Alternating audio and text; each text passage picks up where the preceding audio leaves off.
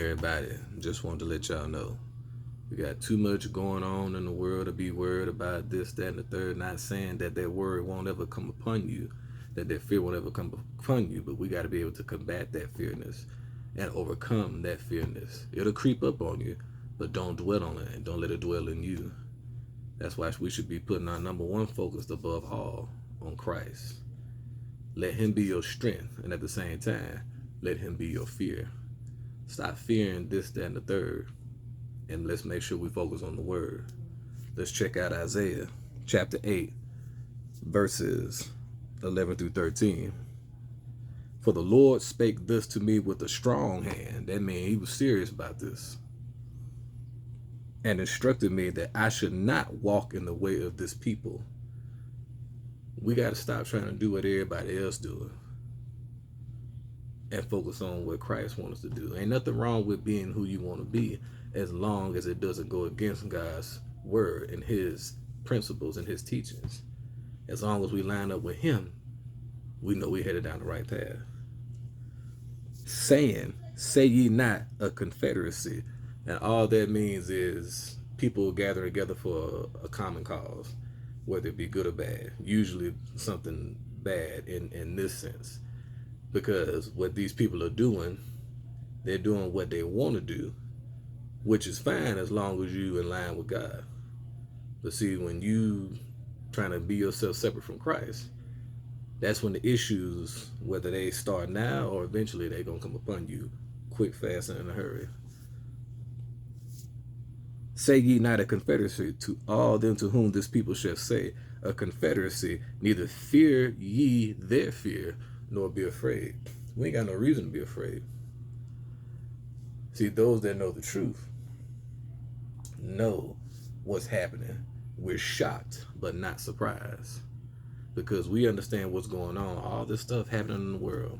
The weather, the wars, the rumors of wars. Everything that's happening with the government, the higher-ups, the politics. Whether it's this grooming, this trying to force things down people's throat that ain't nobody trying to do. Y'all dig what I'm saying? We understand what's going on because we know the truth. It's shocking because it's like, here it is, but we're not surprised because we knew it was coming. That's why it's very important to stay within the Word and to keep up with what's going on and pay attention. We sit here and ask for signs, but the signs is right here. You dig what I'm saying? It's like getting sucker punched. It hurts a lot worse when you don't see it coming. And it scares more and it's more fearful when you don't realize it's coming. Let's get in this Word and let God be our strength. At the same time, we need to let Him be our fear. It's like a parent. You love mommy and daddy, but at the same time, you got that fear for them because you got that respect for them. But your parents don't really want you to fear them. They want you to respect them. So that love and respect, the higher it gets, the less that fear is. So now you're not doing things out of fear. You're doing things simply because that love, honor, and respect is there. And verse 13 says, sanctify the Lord of hosts Himself and let Him be your fear and let Him be your dread. Dread just being another word for fear.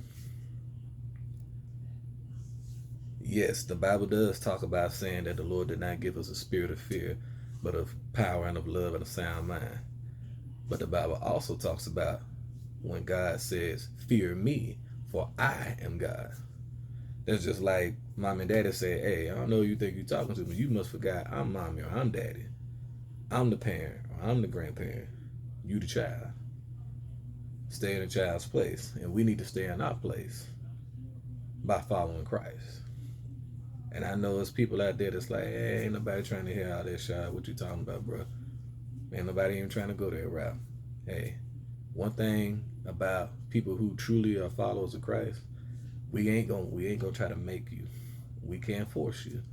We don't have no agenda, no ulterior motives, nothing like that.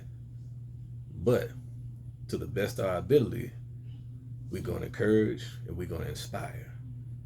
At the end of the day, God gave us free will, so we have the choice and the decisions to make freely for who and what we want to be and who and what we want to do. So I inspire and I encourage everybody. Let's put more of our focus on Christ and the things of above and less on the things of below. Not saying that you can't care about nobody. I'm not saying that. But we have to strengthen ourselves and strengthen our mind, body, mind, heart, soul, and spirit, and focus on Christ above all and everything. Because without Christ, we are nothing. And we are nothing without Christ. Let's just be real.